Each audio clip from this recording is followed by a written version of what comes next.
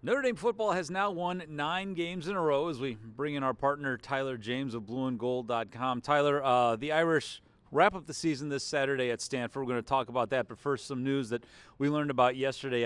Some pretty devastating injury news for Notre Dame, quite frankly. They will be without KVA for the season finale and for however long the postseason lasts. Yeah, Kingston Viliamuasa has been very impactful for Notre Dame at the linebacker position. He has great versatility, can do a lot of different things. He can rush the passer, he can make plays in coverage, and obviously he's a very good run defender. And to be without him the rest of the season is a bummer. The fortunate thing is they do play a linebacker rotation. It's not like they're light on experience at the linebacker position. My perspective is Kingston plays with a lot of violence, and someone's going to need to replace that. Like, he's a guy that'll fill holes and knock the crap out of a linebacker that's coming through or a fullback or a tight end trying to block him. And how do they replace that violence and intensity that he brings to the game will be a key. But fortunately, like I said, the depth is there. It'll just be incumbent upon Drake Bowen, Jalen Sneed, Jaden Osbury to sort of step up their game and play even better. All right, we will certainly keep an eye on that, not only this Saturday, but throughout the postseason, however long and wherever that takes us, which is a different topic that we'll be getting to soon enough. Notre Dame wraps up on the road at Stanford this Saturday. They're going to kick off at 10:30 at night Eastern time. It's the latest kickoff for Notre Dame since 1991. Doesn't have to be a factor, but it could be a factor. Yeah, I mean, that's late. Even for young college kids, that's a late start for a college football game. So it'll be interesting to see how Notre Dame handles that. I feel like Stanford in general playing out there can be a little bit sleepy because it's not like they get raucous crowds out there. Maybe that's different, them coming off winning their big rivalry game against Cal this past weekend. But Notre Dame's going to have to make sure it saves its energy and comes ready to play and gets out to a fast start. Marcus Freeman talked about the last few times they've played out there that it's been close through the first quarter, and obviously if Notre Dame plays the way it played on Saturday against Syracuse, it won't be close by the end of the first quarter, so that would be the preferred outcome for Notre Dame. But yeah, they're going to have to manage the way they eat, sleep, do everything in getting ready for the game on Saturday night. And do it while also balancing an odd week where there's different class schedules with the holiday, dealing with the holiday itself. It's all just different from the normal, and for a sport so predicated on routine, you always wonder about that.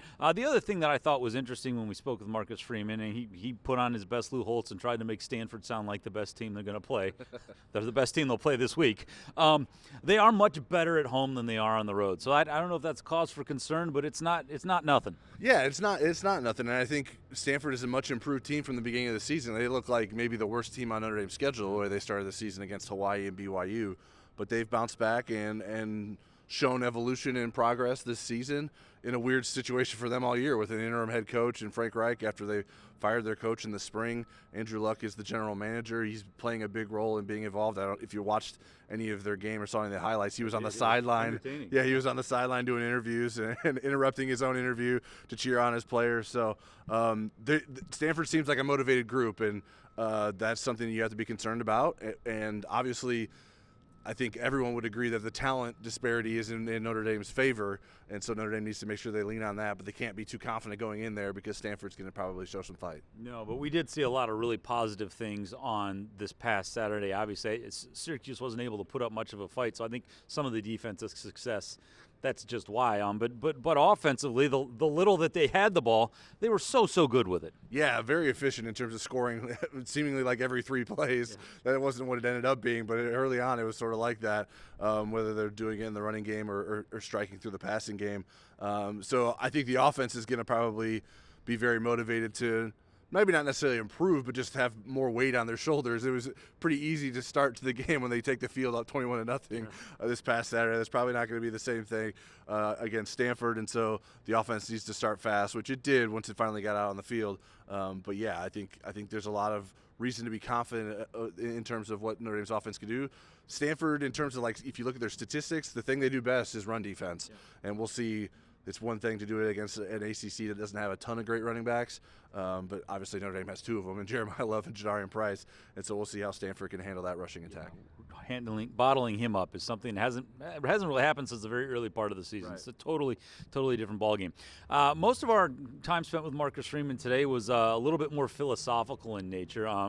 talked a lot about some of the things that have gone into his team being able to put together this long winning streak and doing it 2 years in a row. I'm just curious if anything stood out to you that you heard him say that you found particularly interesting or poignant. Yeah, I mean, I think the idea of every week being a must-win game is sort of an interesting concept, but I think that's how coaches coach it anyways. Like, you want to go 1-0 every week. You can't control the next week, and you can't control the previous week anymore. So I can see from the outside why that seems interesting and the pressure that may come with that, but I think that's the pressure they always want to replicate on a game field, and so that's what Notre Dame has continued to do. I think Marcus Freeman told a cool story about a Notre Dame fan who passed away around the Pitt game, and the way he's motivating his players with stories like that, and playing for the seniors this past Saturday.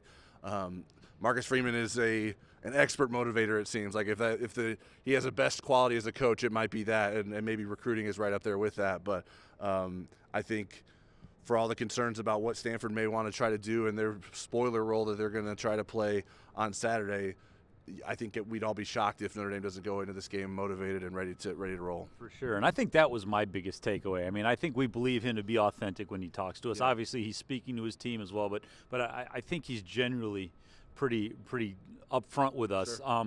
If nothing else, he has tremendous gratitude for being here. Yeah. And in this day and age where the coaching carousel spins starting in September, right, and when we hear reports of top-level coaches possibly switching jobs within conferences and chasing money and so on and so forth, he won't coach here forever. We know that, right.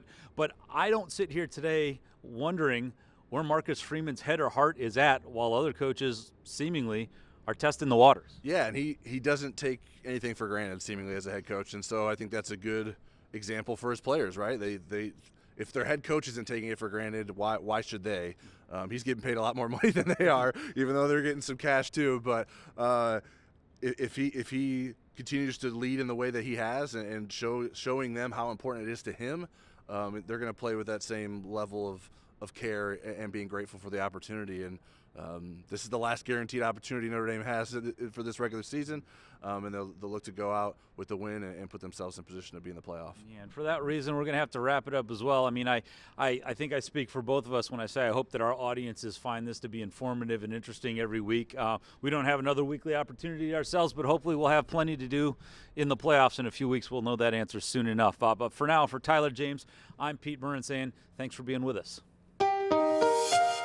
I'm Pete Byrne from WSBT-22 News. For more Notre Dame stories, like and subscribe to the WSBT-22 YouTube page. Thanks for watching.